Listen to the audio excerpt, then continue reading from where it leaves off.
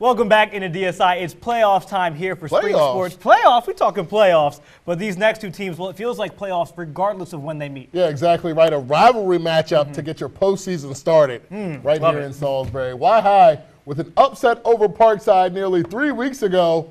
I was personally hoping the Tribe kept that same energy when the playoffs came. I want to keep that same energy, but big they fella. got on the board first. Andrew Rickards with one to right. Matt Lowe, remember that name, coming around to score.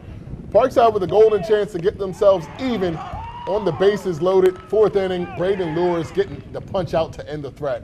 Now in the fifth, the Rams come alive. Brady Smith pushing one out to left. Chris Malta going to come around to score. Same inning, 2 runners in scoring position, 2 outs for Parkside. A grounder with 2 outs. You just can't bobble it. And that would be the go-ahead run. Parkside wins this one 2-1, and they have a date with Kent Island next round. All right, to the 1A, 4-seed Cambridge hosting the 5-seed Washington. First inning, Vikings, Jay Dewey, chopper up the third baseline, tough ball to field, bringing in Khalik Beasley for the 1-0 lead. Now still in the first, Tommy Crane brings in Dewey, who is still on the base path, so Vikings would lead 5-0 into the 4th inning. Then bases juice for the Jags. Noah Presley ends the threat with 3 straight strikeouts. Now, transition, bottom of the 5th, Presley giving himself some run support. Sac fly. He makes this a 10-run game. My goodness, Cambridge. They move on with an 11-1 win. All right, so the Vikings are on to the next round. They will visit St. Michael's after the Saints run rule Pocomoke. Kenny Christopher, we feel your pain. All right, in the 1A bracket, Mardella and Snow Hill with victories. They will meet next.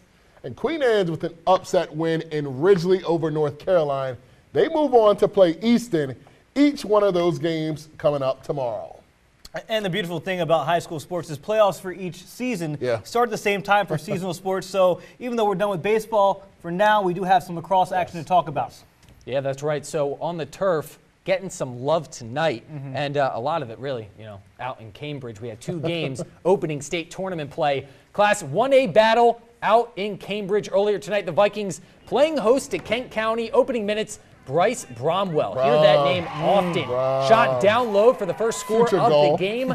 Then a bit later, that's actually a good point. First quarter, back out on the offensive are the Vikings. Sam Slacum gains some good position in front of the net, receives the pass, and puts it home. So the Vikings would lead 6-1 at one point in the first half, but the Trojans making a push late in the half. Colby Walters fires near side and gets the goal to fall. He had 2 in the first half. Kent County fighting to within 4 goals, but they couldn't get any closer. Malik Endos putting the finishing touches on this one with a fast break goal. Cambridge, they advance to take on Patterson Mill in the 3rd round, 14-6, the final. All right, in the 3A division, number 2 seed Decatur hosting 3 seed Chesapeake.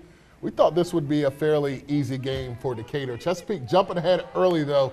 Dylan Wolf splitting defenders, bouncing one into the back of the net. Next possession, Wolf again making things look easy. Yeah, the road team Cougars up 4-0, but Decatur going to close that gap. Chase Porter still getting the pass to Eric Gwynn. You know that name, you know that number. Here you go. All right, Seahawks on the board. First half coming to an end. Austin Airy from 15 out. Cougars up 3 at half. Second half, Seahawks still climbing in it. Gwynn again bouncing one between the legs. Decatur cuts it to 2. I'm telling you, that kid is greatness. Chesapeake able to close things out, though.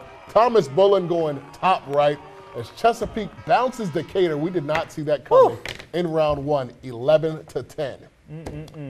And a few more scores to get to you from across the high school lacrosse ranks. Bennett advancing in the 3A playoffs as well. They will actually face Chesapeake next with the win over Northeast, as will Parkside. They will face off against Kent Island after they beat Queen Anne's. Yeah, that's right. Kent Island 13-7 to score over Easton earlier tonight. So a good matchup coming up on Monday night. Yes, sir. Now over to some girls lacrosse back out in Cambridge. They were hosting Kent County, state playoff matchup. Free position opportunity. Morgan Tracy puts it home for the Vikings, but the Trojans looking to make a push free position opportunity for Gracie Walters, and she buries the shot. The Vikings, though, too much firepower in their arsenal. Nice give and go here to Bailey Walters, who's going to finish with the goal while falling down. CSD running away with this one. Now, here's a historic moment, guys, for Morgan Tracy. Her 100th career goal comes right at the beginning of the second half, and she's only a junior. Now the Vikings cruise to the 12-3 win, advancing to take on Bohemia Manor on Monday. All right, back to Berlin as Decatur hosted Bennett in round one. All Decatur early in this one. Ellie Dutton going to take it through the contact. Bouncing one past the keeper. Yeah, she's pretty good. Seahawks open up with 3 straight goals, but the Clippers would end that run. Bryn Nestor, also I should note, a future goal. Juking out a defender and rocking one low to the back of the net. Of course I am not. Now one belongs to the home team here. Darby Moore getting in front of the cage and getting the goal to go. Next Seahawks possession, Brittany Leonard going to find Abby Yesko, and she's throwing one back. Decatur coast past Bennett 21-5. They'll host Chesapeake next Monday in round number 2. All right, moving to the Easiac Worcester Prep, hosting St. Peter and Paul Mallards, wasting no time getting on the board. Here we go. Easiac Player of the Year, Carly Hoffman, gets the pass from Abercrombie and nets her first as Prep takes the 4. I love that name. Nothing lead. So next possession, Abby Nashe gets it in front of the goal and gives the Mallards the 6-0 lead. Midway through the first. Now, the Sabres looking to cut into that lead. Darby Thomas weaves her way through the defense and nets the Sabres' first goal of the day. Mallards, they would lead by 9 at the break. Second half, and the home team really just pouring it on. Hoffman gets her 4th of the game, and then Nashe fakes out the keeper for her second, as Worcester Prep takes their 7th Easiac championship in a row, 18-5, the final. Wow. Winning is just so easy for them now.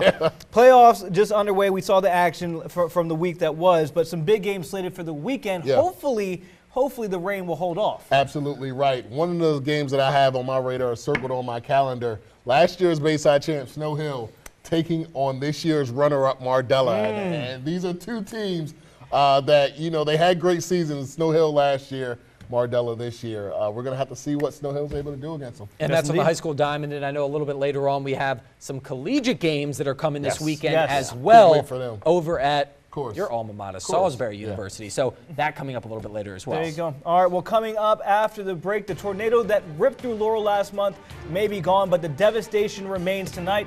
The community rallies behind a family struggling to pick up the pieces.